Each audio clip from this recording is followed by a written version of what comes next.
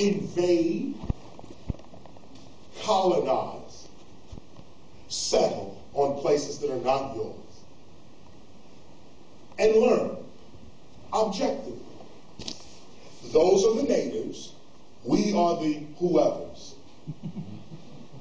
Then look at this, the objectivity of it, or actually look at the objectivity. This is towel and chair and microphone. I am at the podium, speaker.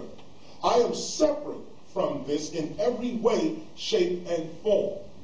So in order for me to learn of this, either I learn it like this from a distance, well, it's white, it looks like a fuzzy material, it could be, I'm not touching it, I haven't smelt it, nothing. This is objective learning.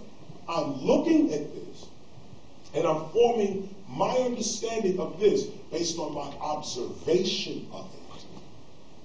This is science as well.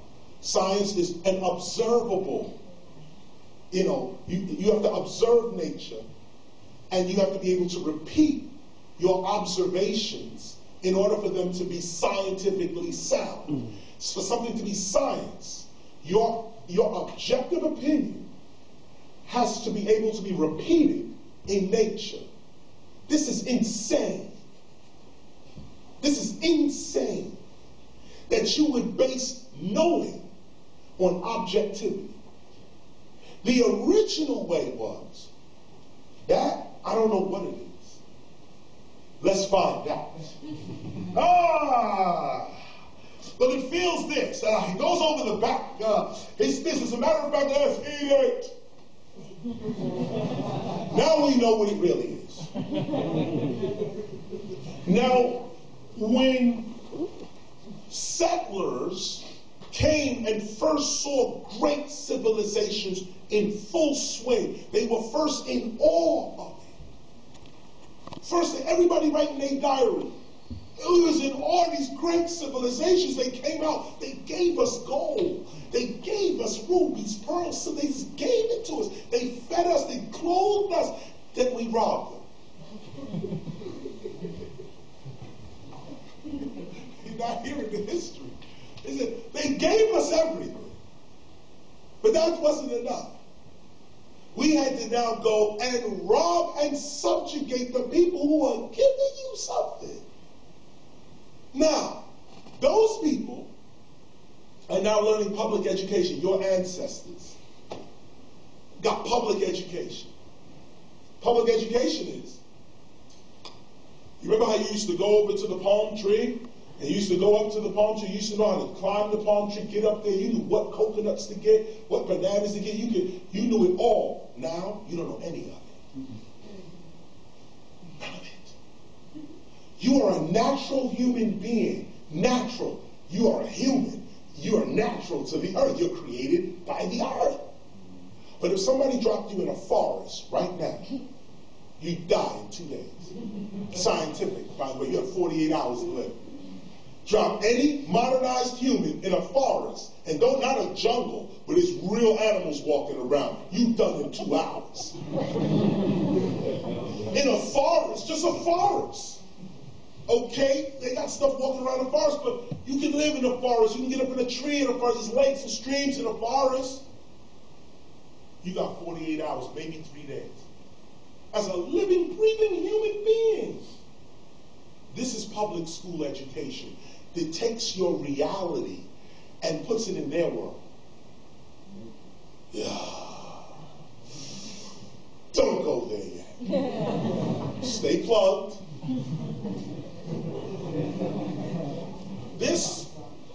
The reality, and I want you to see this, I gotta go slow.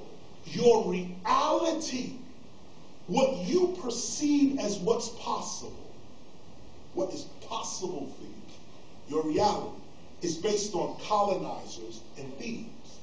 You have to capture knowledge. You're not the knowledge that you know. You're not what you know.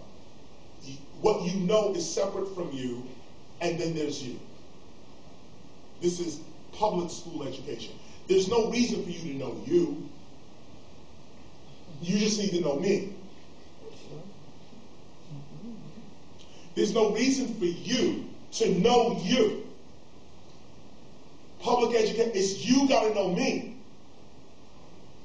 So my whole reality is outside of myself. It's all objective. It's nothing subjective. I'm feeling nothing. I'm getting nothing. No soul, no feeling, no nothing. Just do and be. Do and be. Do. And this is how we're living, just like this. How did we get here? It starts when you're real little, real small. And it starts off when you're vulnerable. And a person's telling you, well, like, you know, in America, it's George Washington, Abraham Lincoln, and blah, blah, blah. I was on a cruise ship coming here from Miami. And on the cruise ship, they were playing Lincoln. And I thought to myself, I was like, wow, we're going to land in Amsterdam. What do they need to know about Lincoln? Abraham Lincoln. Now, sure, you may want to know Abraham Lincoln's story. It's a fascinating story in American history. Yes, it is. But really, what do you need to know about Abraham Lincoln? There's really no reason whatsoever. Make it more palatable here. Okay. You are all familiar with Lil Wayne, Drake, everybody. You are familiar with Wu-Tang and Pharoah Monch. Why do you need to know of any American artist in your country? Just stop there. Just think about this. What do you need to know of KRS-One? You're in an entirely different country. You speak another language. You got the culture right here. You got hip-hop on you right here. But for some reason, you need to know about KRS-One, Public Enemy. This is American indoctrination. Don't let America through hip-hop take your mind. A true hip-hop scholar is not interested in KRS-One. A true hip-hop scholar is interested in themselves. I am from here. This is where I'm from. I'm going to talk Dutch, and I'm going to rap in Dutch. And as a matter of fact, I'm going to show you a Dutch version of cutting, mixing, and scratching, and really try to bring it new. Try to get to some international something, the DMC, something where other nations are around, and go, now watch the Dutch get down. This is how we do it. What honor you bring to your people. What honor you bring to yourself. And then others around the world get to look and be like, wow, that Dutch shit is hot. Yo, look how he brings. Look how she's going down. Look at their rhymes. Yo, I need to take that back to Brooklyn. Yo, look how the Dutch doing it. Yo, we need to go to Miami with that. Yo, look how the Dutch doing it. Yo, me here in Hong Kong, I can feel that. But as long as we are all saying, well, Nicki Minaj did it that way, so that's the way I'm going to do it. Oh, well, KRS, he did it this way, so that's the way I'm going to do it. Africa Bambaataa, a Public Enemy. No. You got it wrong. You got it twisted. Sure. A good study of KRS's history is fascinating. Should get yourselves a copy of that history. But when we're talking scholarship, to know my history before you know yours, just take that in. To know my history before you know your own history, you're going right back to the colonizers' way of thinking. Hip-hop don't need that. We don't speak in language. We speak in art. I know exactly what you're saying if you go like this. Grab the steel. Yeah. I know exactly what you mean. I ain't got to speak Dutch. You ain't got to speak English. We ain't got to speak Korean. Grab this. Get on your back. Hit that wall. I know exactly what you're saying and we can communicate. So why do I need to know this one's history, that one's history? Well, because me as a person may just want to know. You know, I'm here in like, say, reverse the symbolism here. KRS, why do I need to know Dutch history? I don't need to know Dutch history, but I'm in Amsterdam. I'm in Amsterdam.